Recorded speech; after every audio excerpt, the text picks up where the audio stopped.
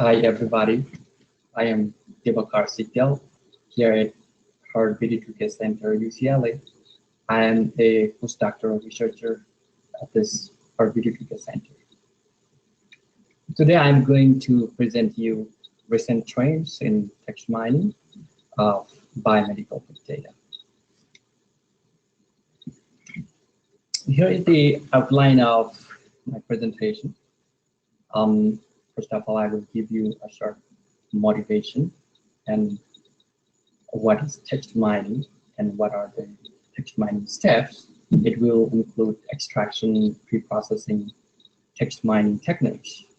And later on, I will discuss about recent trends in text mining and what are the challenges. And at the end, I will present a summary.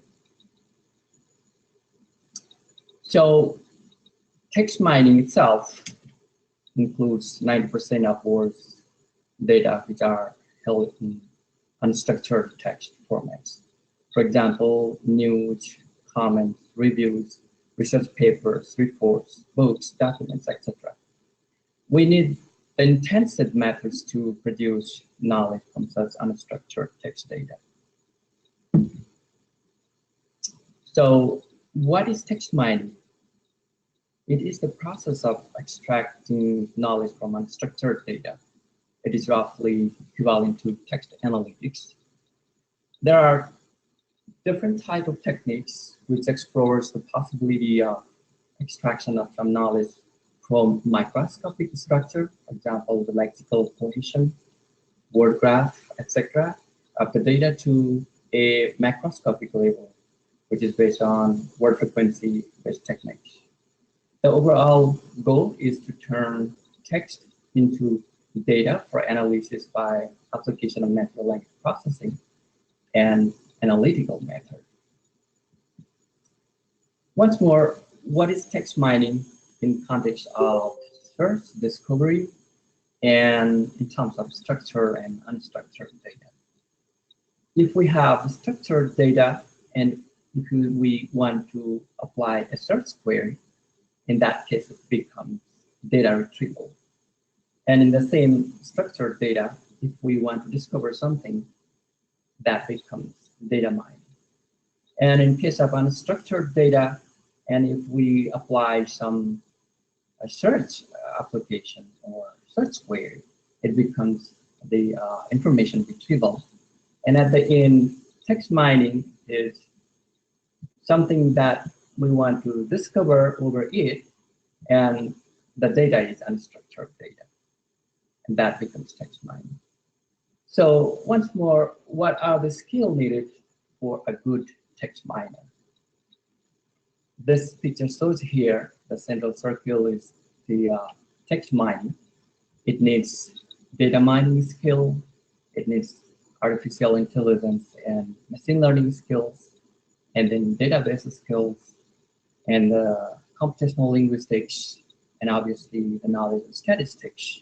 And you can see clearly there are intersection of two or more sectors, for example, the information extraction, concept extraction, information retrieval, web mining, etc. So it looks like text mining is really a broad concept. It includes lots of different skills together. So as a whole, what it looks like in as a text mining steps.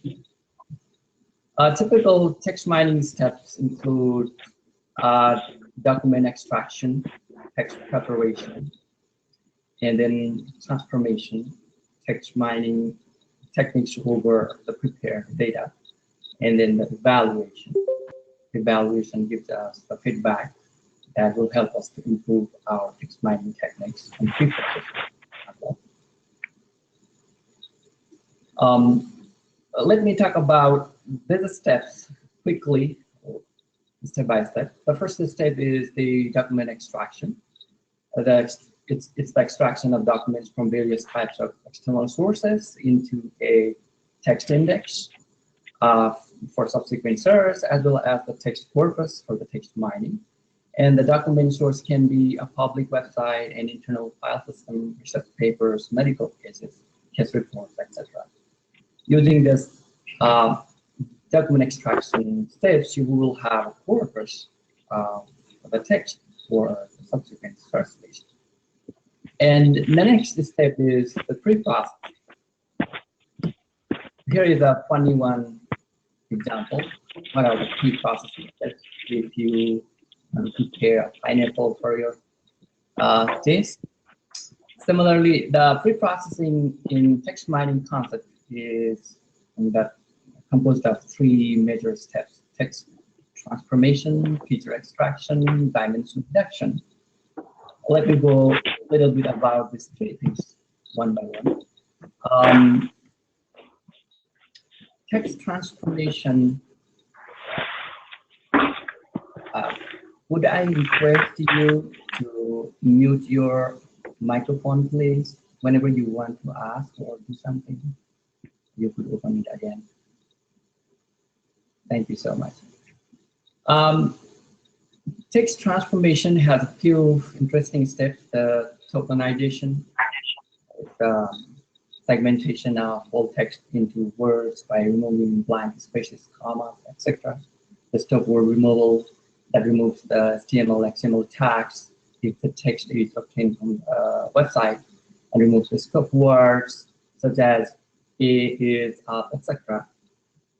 The step stemming, which means the process of identifying the root of a certain word, and part of this tagging or entity tagging, which means the tagging of person, place, company, etc. to its words, and standard text processing such as the lowercase, removing, making all letters at lowercase, and removing punctuation, removing numbers, etc. And optionally, sometimes we do normalize the words by synonyms using WordNet or some standard domain-specific dictionary. After the text transformation, what we do is called the feature extraction. During this feature extraction technique, we apply the transformation of text to some mathematical vector or matrices. A chunk of text then becomes a mathematical quantity, and we can apply some algebra, calculus, or some other mathematical model under the machine learning techniques to manipulate with that mathematical quantity. So it's a process of selecting a subset of important features for using model creation. For text mining, usually the bag of words, TF-IDEA, word-to-vec methods are commonly used. And after this phase, the corpus will turn into a large sparse matrix or the embedding matrix. Let me go quickly to this bag of words, TF-IDEA, and word-to-vec methods.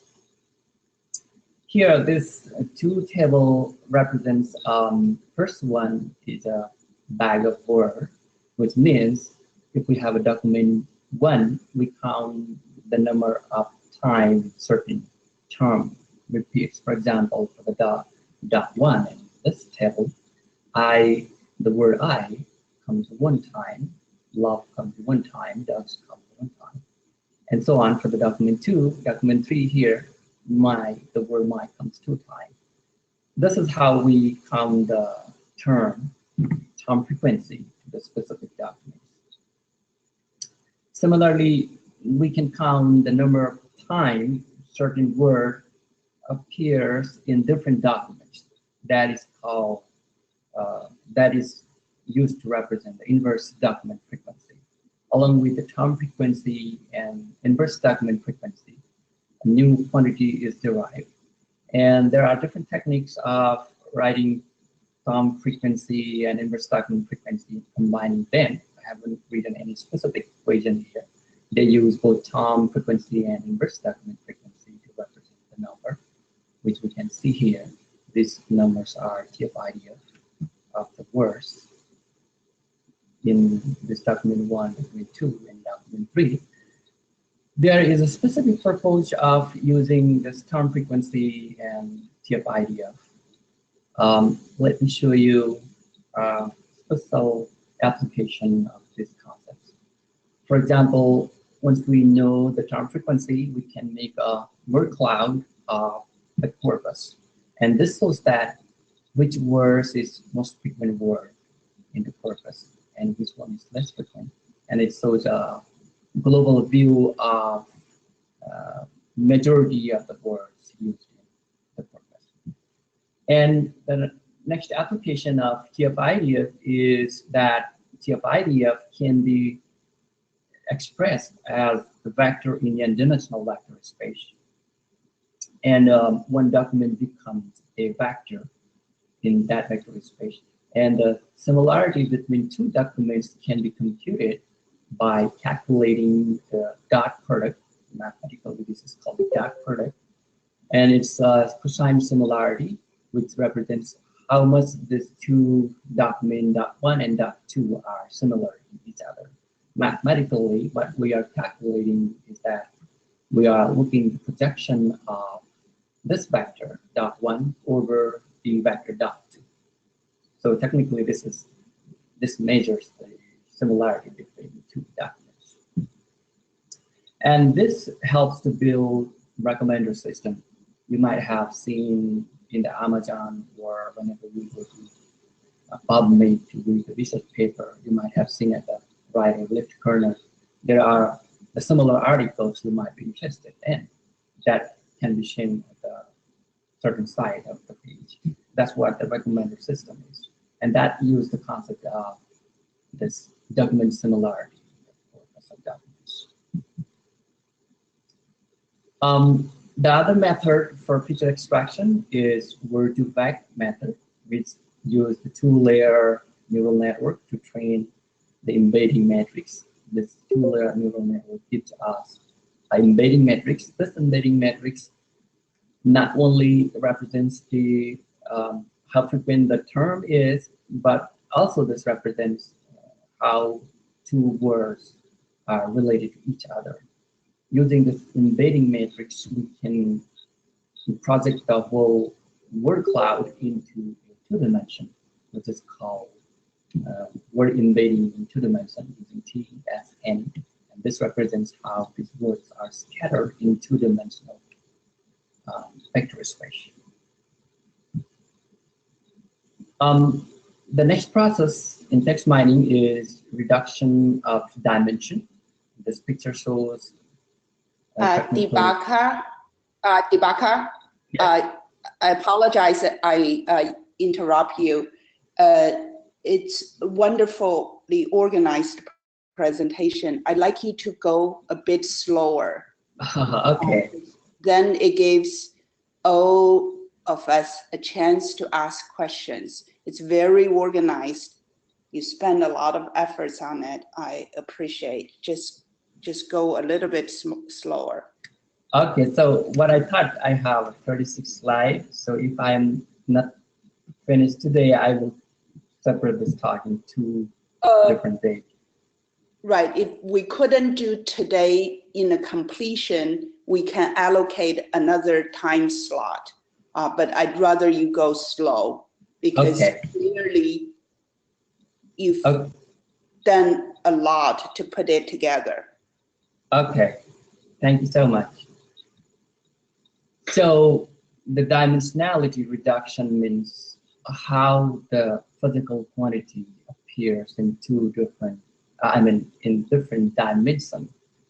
For example, this toy model shows here, the object in 3 dimensions appears like this one.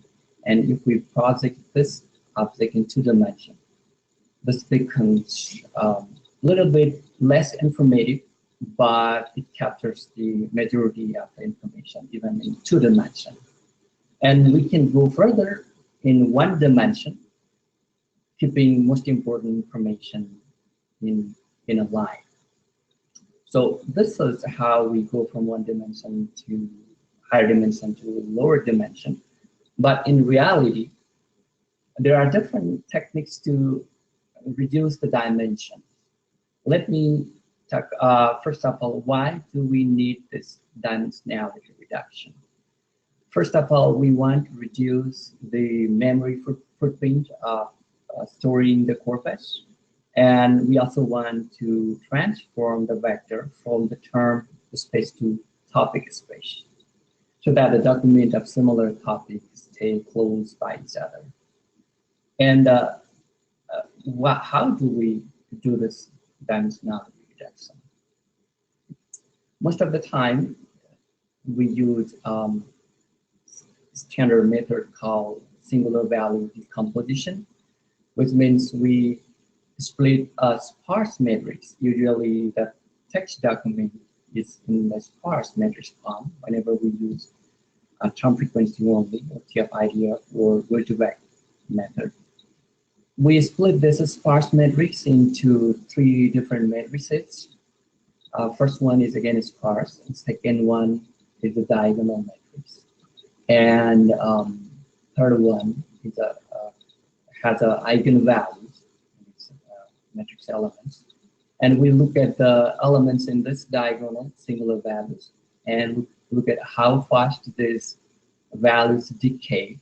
Depending on that, we pick out the important components and select the important dimension for the further interpretation. There is also the topic modeling, which is used to transform the documents into the smaller set of topic dimensions. After this reduction of dimension, we have a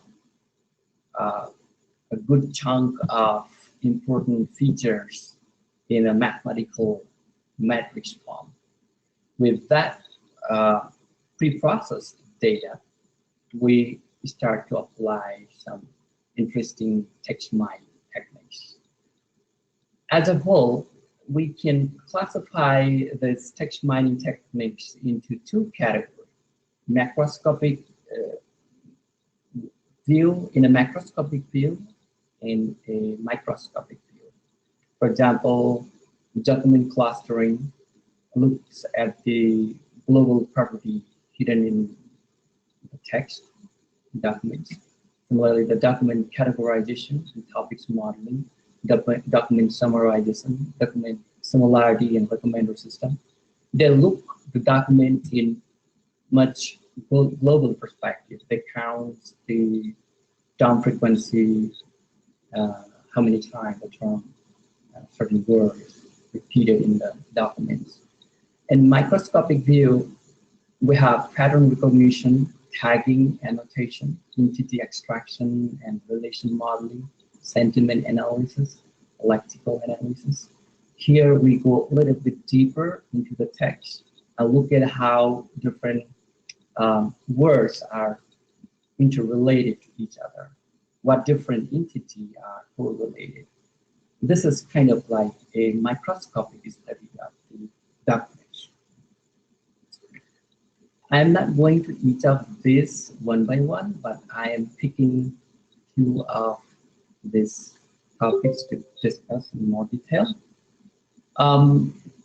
Here is about document clustering. This is just a sample of clustering. The document clustering means it is the process of application of cluster analysis to textual data. Most of the algorithms used are hierarchical, agglomerative, and decisive clustering. Also, the k-means and its variants, for example, DMN clustering, Gaussian mixture models are also used.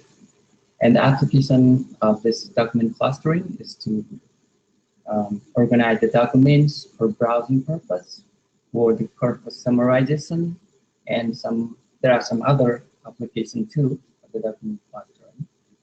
And next one is text categorization. This picture shows a sample of categorization, categorizing normal text into technology, sports, and entertainment. In text categorization, it assigns documents to 1 or more classes of categories. It is content-based classification. The weight given to a particular subject in a document determines the class to which that document is assigned. And the application of this text categorization is topic modeling, tagging of new articles, research papers, reports, etc. The methods are k-nearest neighbor, decision tree, neural networks, support vector machines, and probabilistic generated models. A next technique I'm talking about is from the microscopic point of view, the tagging and annotation. This will be followed by entity extraction and relation modeling. This is pretty much related to the research we are doing currently. This is about tagging and annotation. Tagging is specifically important for research, search operation. And annotation means writing in a machine-interpretable formal language of data. This serves computers to perform operations like classifying, linking, interfacing, searching, filtering, etc. So by doing annotation, it's not only for readable to the person, but also the machine can read the whole text and give us the important application framework. And we can apply several machine learning algorithms to extract the microscopic property hidden in the text. So the application of this goes to the semantic annotation, which are widely used for risk analysis, content recommendation, content discovery, entity extraction and relation modeling, etc. I'm going to talk in more detail about this entity extraction and relation modeling in the next slide. After using the annotation, the whole text becomes a huge graph. It's a graphical network. The words are related to each other, and there are lots of different type of property hidden in the text. And to extract those properties, only the words are not sufficient. We use the concept of mathematics, and they become a higher dimensional tensor. And here is how text converted to the tensor, and they become mathematical quantity which can be explored using advanced techniques like convolutional neural network, LSTM, RNN, etc. So as a whole, by extracting biomedical entities and their relations from text has important application in biomedical research. A typical method that I'm going to discuss in the next slide includes convolutional neural network for character level representation, and bilayer LSTM RNN for biomedical entity recognition, and bilayer LSTM RNN for relation classification. And this one here, before I talk about this little bit advanced concept like convolutional neural network and LSTM, let me introduce what these neural networks and LSTM are. This is the sample of neural network. Here is text comes from the left side as a vector, and we introduce this text as a Boolean matrix. And this single vector has a different components. Those different components are multiplied by the weights, corresponding weights, and they are passed to the nodes. These nodes are activation function, and they collect the vector component multiplied by weights and apply the activation function, and then they produce another number. That number again multiplied with another weight here, and that is passed to this final activation node, and they produce the output. In this simple example, there are 3 layers: the first input layer, hidden layer, and output layer. And the information that the vector form of the text passes through this layer by layer in forward direction. That's why we call this feed-forward network. During the training of this type of networks, we calculate the error, and that error propagates backward, and that is called backpropagation of error. One of the shortcomings of this network is that this network cannot memorize the past history. So in case of time series data or sequential data, we cannot use this type of networks. Rather, there is another option, which is called LSTM. LSTM means long short-term memory cell. This has a similar type of concept, like the sigma or activation function, similar to use here in neural networks. They are a little bit more complicated, writing in mathematical equation. I'm not going into much detail of this equation.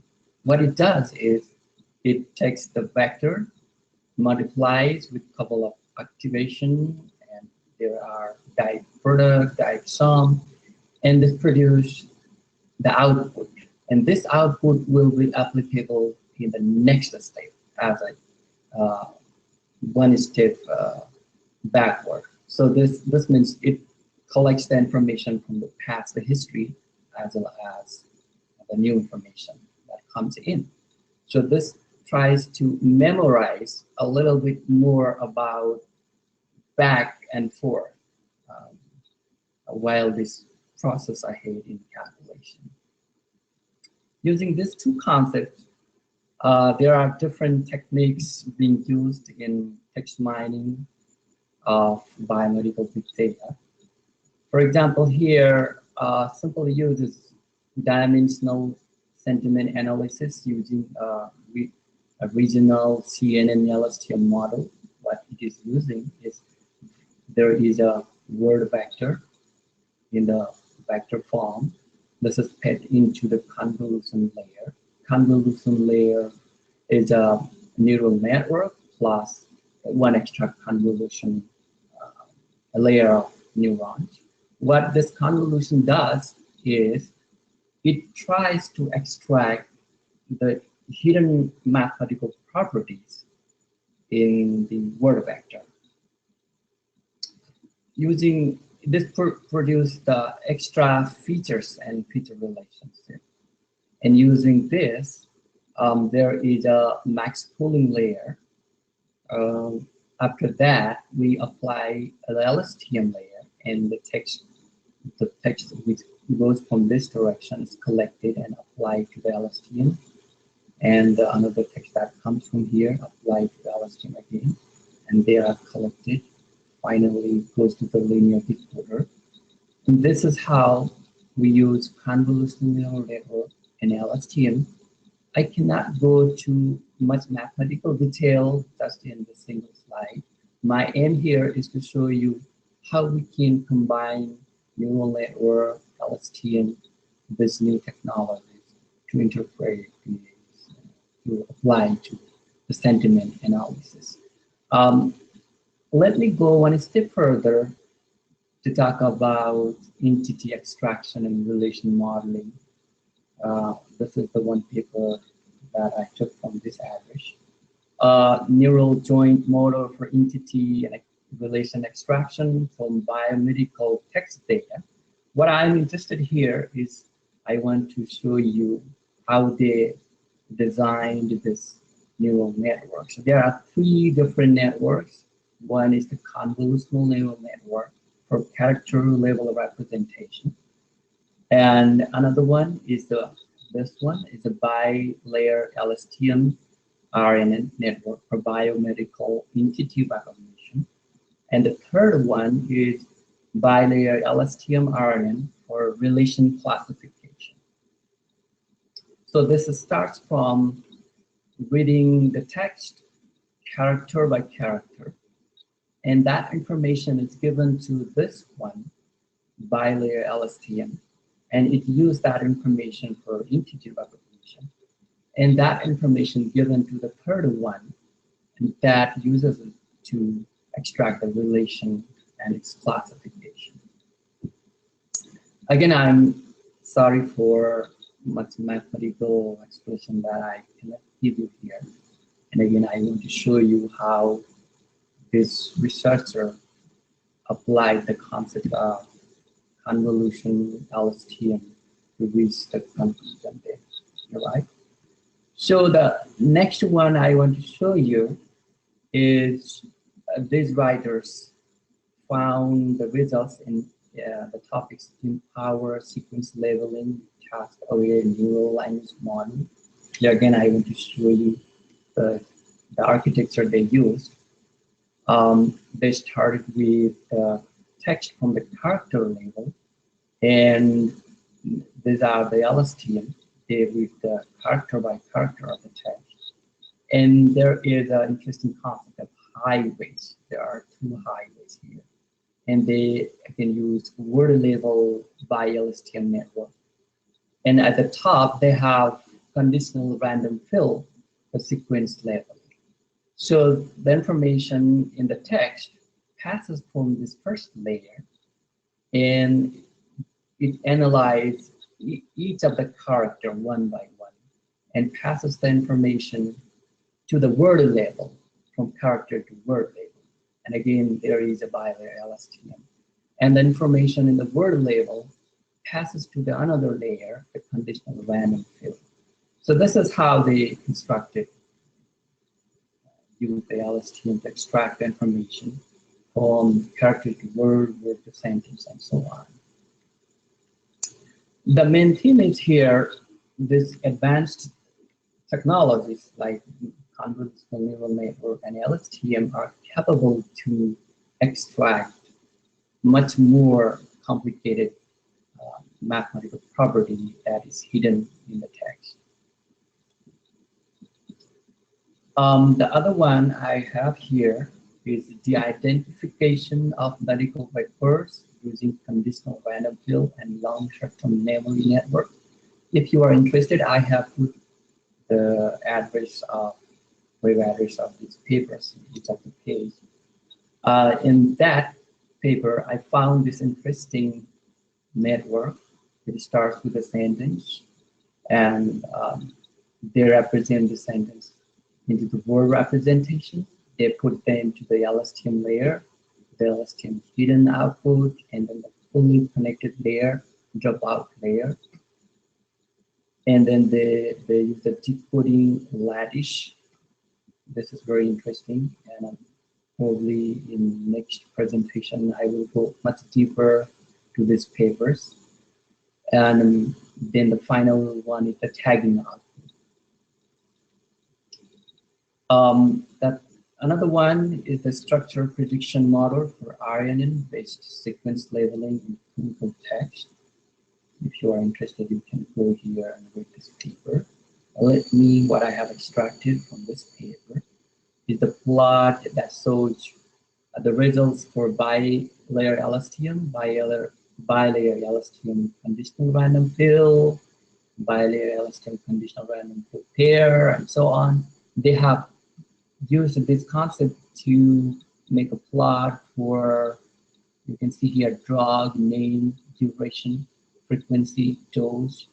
For these separate terms, they have applied these separate networks to get the different results. And so the variety of results, what we call precision and scores.